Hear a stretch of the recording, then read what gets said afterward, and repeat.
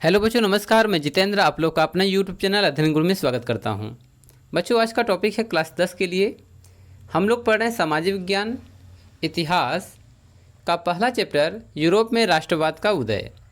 इस चैप्टर से संबंधित हमने 3 वीडियो पहले कवर किए हैं। पहले वीडियो में हमने इंट्रोडक्शन क्लास लिया था, जिसमें फ्रेडरिक सारियो के स्वप्नों का जो संसार था उसको हमने समझने का प्रयास किया था। दूसरे वीडियो में हमने देखा फ्रांस की क्रांति क्यों हुई, फ्रांस की क्रांति से संबंधित जितने भी टॉपिक से हमने इसको कवर किए। तीसरे वीडियो में हमने पढ़ा नेपोलियन बोनापार्ट के बारे में। आज चौथा वीडियो है जिसमें हम पढ़ेंगे फ्रांस की क्रांति के प्रमुख नेता कौन कौन हुए हैं। चलिए आगे देखते हैं बच्चों कि फ्रांस में क्रांति को दिशा देने का कार्य विभिन्न नेताओं द्वारा किया गया। तो किसी भी देश में यदि क्रांति होता है तो उसमें सबसे महत्वपूर्ण जो योगदान देने का श्रेय जाता है वो जाता है नेताओं को। तो ऐसे ही फ्रांस में भी बहुत सारे नेताओं ने क्रांति को दिशा देने के लिए बहुत अच्छे अच्छे कार्य किए। फ्रांस की क्रांति के प्रमुख नेता, चाहे वह उदारवादी लाफायत हों या एबेसिये हों या मिराबो हों, इन सभी ने अपना योगदान दिया था। वहीं पर उग्रवादी नेता के रूप में मारा, कार्नो, दांते, रास्पियर आदि सभी ने फ्रांस की क्रांति के सिद्धांतों के लिए प्रतिक्रियावादियों से संघर्ष किया और फ्रांस में पुरातन व्यवस्था का अंत कर एक नए युग का सूत्रपात किया। जैसा कि चाहे वह उदारवादी नेता हो चाहे वह उग्रवादी हो, सभी ने पुरातन व्यवस्था के खिलाफ, जिसमें लोई सुरामा जो है उसमें शासक था, उस राजशाही या फिर कहा जाए कि एक निरंकुश शासन के खिलाफ इन लोगों ने संघर्ष किया और एक नए युग का प्रारंभ किया और एक पुरातन व्यवस्था को नष्ट कर दिया। इसी कड़ी में हम आगे चलते हैं, जिसमें आते हैं पहले नेता हैं लाफायत। यह कुलीन वर्ग से संबंधित हैं और यह एक उदारवादी नेता थे। अमेरिका के स्वतंत्रता संग्राम में इन्होंने भाग लिया था और यह रूसों के स्वतंत्रता और समानता के विचारों से काफ़ी प्रभावित थे। तो जो लाफायत थे, इनका मानना था कि रूसों ने जैसा कि अपने दर्शन में बताया है कि स्वतंत्रता और समानता सभी इंसानों का अधिकार है, तो इससे यह प्रभावित हुए। फ्रांस की क्रांति के दौरान इन्होंने मानव अधिकारों की घोषणा का मसौदा तैयार किया था। एक मानव के क्या क्या अधिकार होने चाहिए, लाफायत ने इसको तय किया था। क्रांति के समय अराजकता फैलने पर इन्होंने राष्ट्रीय दल की स्थापना कर शांति स्थापित करने का प्रयास किया था। तो जब क्रांति के द्वारा अराजकता फैली तो उस समय इन्होंने राष्ट्रीय दल की स्थापना किया, इससे लोग जुड़े और इन्होंने समझाने का प्रयास किया कि शांति स्थापित करना चाहिए। क्रांति के समर्थक होने के कारण, क्रांति समर्थक होने पर भी वह राजा का समर्थन करते थे। पेरिस की जनता पर जब गोली चलाने के कारण लाफायत बदनाम हो गए। तो पेरिस में जब क्रांति हुई तो जनता के ऊपर जो है गोली चलाने का आदेश जो है दिया गया। तो यदि यह एक राज परिवार के समर्थक रहे हैं, जिसके कारण इनको जो है बदनामी का इनको बदनामी मिली। ठीक है। दूसरे नेता आते हैं मिराबो। यह सामंत वर्ग से संबंधित है। जैसा कि हम जानते हैं कुलीन वर्ग और सामंत वर्ग, यह लुई 16वां के समय एक विशेषाधिकार जो है वर्ग था। लेकिन 1789 में तीसरे स्टेट का सदस्य चुना जाते हैं। मिराबो जो है एक सामंत वर्ग से संबंधित थे, परंतु राजा ने इनकी शक्तियों को कम कर दिया था, जिससे कि लोगों ने जनरल स्टेट की बैठक बुलाने के लिए आग्रह किया। तो उस समय यह तीसरे स्टेट के सदस्य के रूप में चुने जाते हैं और टेनिस कोर्ट की शपथ में उनका प्रमुख योगदान था। उसने ही राजा को पेरिस से सेना हटाने को विवश किया था, क्योंकि जो राजा का जो महल था वह पेरिस से काफ़ी दूर था, परंतु क्रांति स्टार्ट हुई थी पेरिस से। तो इन्होंने, मिराबो ने पेरिस से सैनिक को हटा लिया जाए, इन्होंने काफ़ी प्रयास किए और सेना को हटा भी दिया गया था। मतदान भवन के स्थान पर उन्होंने प्रतिनिधि की संख्या के अनुसार मतदान कराया था। देखिए, जब मतदान होता था पहले के नियम के अनुसार, तो पादरी वर्ग, कुलीन वर्ग और निम्न वर्ग, यानी तीनों जो स्टेट थे, उन तीनों स्टेट्स में यदि कोई भी दो, चाहे वह पादरी वर्ग हो, चाहे वह मध्यम वर्ग हो या फिर वह कुलीन वर्ग हो, यदि दो लोगों का विचार एक जैसा है तो उस संविधान को या उस नियम को पारित माना जाता था। परंतु मिराबो ने पहली बार कहा था कि ऐसा नहीं हो सकता, क्योंकि ज़्यादा सीटें जो है कुलीन वर्गों और पादरी वर्ग के पास थी। तो इनका मानना था कि संख्या के आधार पर मतदान कराना चाहिए, जिससे जो है कई बार जो है सम्मेलन होने का समय आया, फिर भी वह सम्मेलन नहीं हो पाया क्योंकि यहाँ पर वोटिंग का सवाल था। उसके प्रयत्नों से ही जनता के लिए जाने वाला टाइथ कर जो है समाप्त हो गया। जो टाइथ कर होता था वह चर्च के द्वारा वसूला जाता था, तो इन्होंने प्रयास किया, मिराबो ने प्रयास किया, तो इस कर को समाप्त कर दिया गया। चलिए तीसरे आते हैं नेता एबेसिये। यह मध्यवर्गीय परिवार से ताल्लुक़ रखते थे तथा 10 वर्ष तक इन्होंने पादरी के पद पर कार्य भी किया है। तो एबेसिये जो है यह मध्यवर्गीय परिवार से संबंधित थे और 10 वर्षों तक पादरी रहने के पश्चात स्टेटस जनरल में से पूर्व इनके द्वारा लिखे गए लेख ने ही तृतीय सदन को आंदोलित किया था।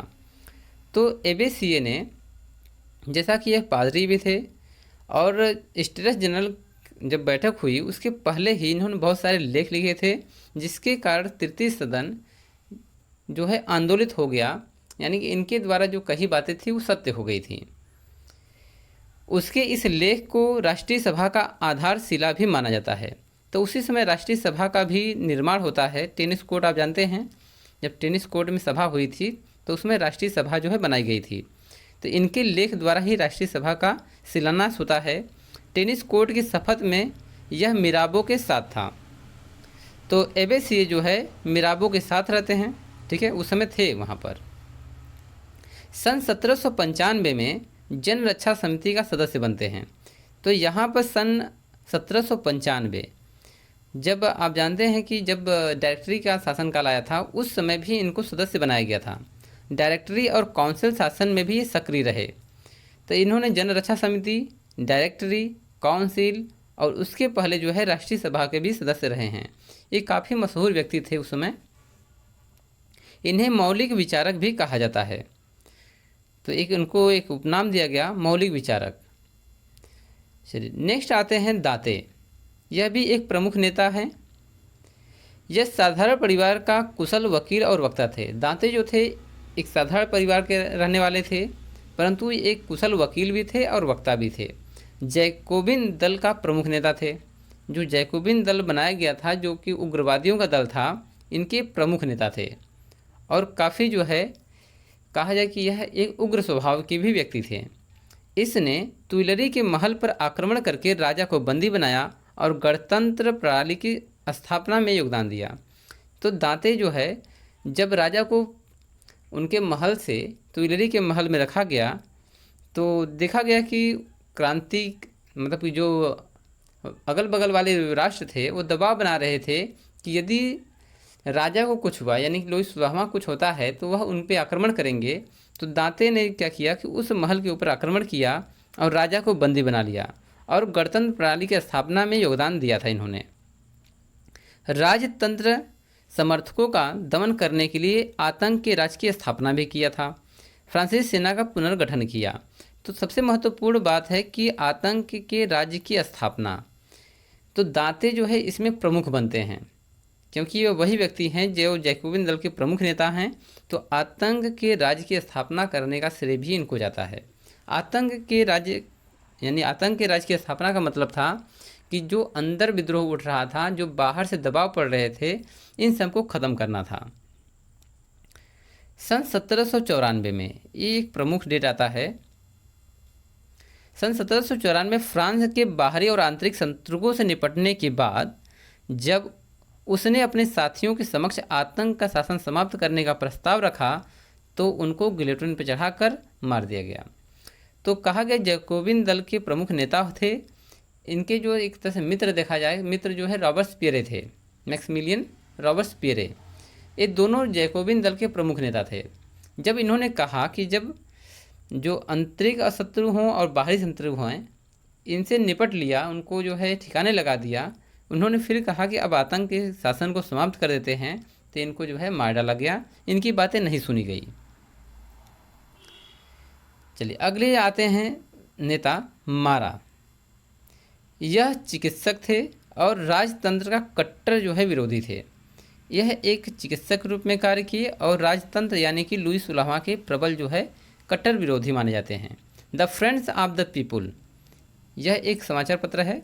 The friends of the people समाचार पत्र का प्रकाशन कर लोगों में चेतना का प्रसार किया था, यानी कि यह एक प्रकाशक के रूप में भी कार्य कर रहे थे। सितंबर सन 1792 में भयंकर रक्तपात में भी इनका बड़ा योगदान रहा है। तो डेट है 10 अगस्त सन 1792, जो पेरिस में एक विद्रोह होता है, खासतौर से तुइलरी के महल में। राजशाही को समाप्त कर दिया जाता है उस समय, और फ्रांस में यानी फ्रांसीसी प्रथम गणतंत्र की स्थापना करते हैं। तो मारा का जो योगदान रहा है, फ्रांसीसी प्रथम गणतंत्र की स्थापना करने का श्रेय इनको जाता है, और उसी समय जो है लुई 16वां को मृत्युदंड भी देने का प्रावधान होता है। तो सन 1792 में ये प्रमुख डेट रहा है, गणतंत्र की स्थापना, राजतंत्र की समाप्ति, और सन 1793 जब आता है तो उस समय लुई 16वां को मृत्युदंड भी दिया जाता है। चलिए नेक्स्ट जो आते हैं नेता रॉबस्पियरे।